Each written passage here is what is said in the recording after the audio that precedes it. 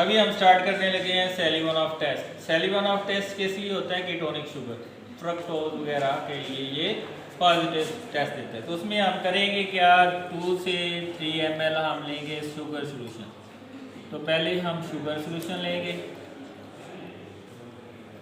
ये फ्रक्टोज का सोल्यूशन है 0.5%। इसमें हम 2 से 3 ml डाल देंगे सेलिवनॉफ रीजन और इसको 30 सेकंड तक बॉयल करेंगे। जब बॉयल करना स्टार्ट हो जाएगा तो उसमें हम 30 सेकंड नोट करेंगे। 30 सेकंड तक बॉयल करने के बाद इसको कूल करेंगे तो डीप चेरी रेड कलर आ जाएगा। कौन सा कलर आ जाएगा? Deep cherry red. उसमें होता क्या है, जो फ्रक्टोज है वो HCl की मौजूदगी में हाइड्रोक्सी मिथाइल परफ्यूरो रिंग के अंदर चेंज होती है। फिर जो हाइड्रोक्सी मिथाइल परफ्यूरो रिंग है वो रिसोसिनोल के साथ मिलके चेरी रेड कलर कॉम्प्लेक्स बनाती है।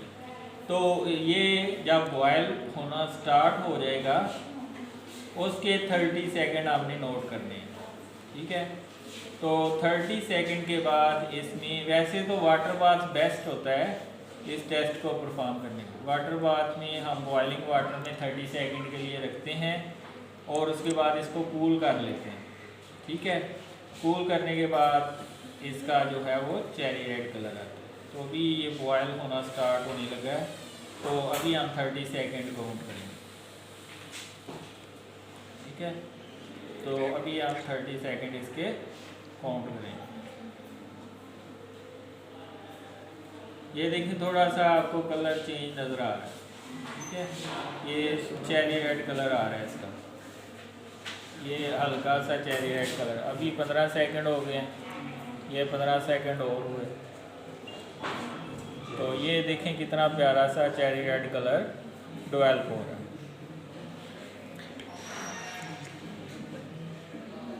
तो ये चेरी रेड कलर आ गया। इसको ज़रा कूल करेंगे तो और डीप हो जाएगा। ये देखें कितना प्यारा चेरी रेड कलर है। इसको थोड़ा सा कूल करेंगे तो और ये डीप हो जाएगा कलर। ये देखें और चेरी रेड कलर डीप हो गए, ठीक है। तो वैसे इसको कोल्ड वाटर में रखें तो और ज़्यादा डीप कलर हो जाएगा, दैट्स ऑल, ठीक है।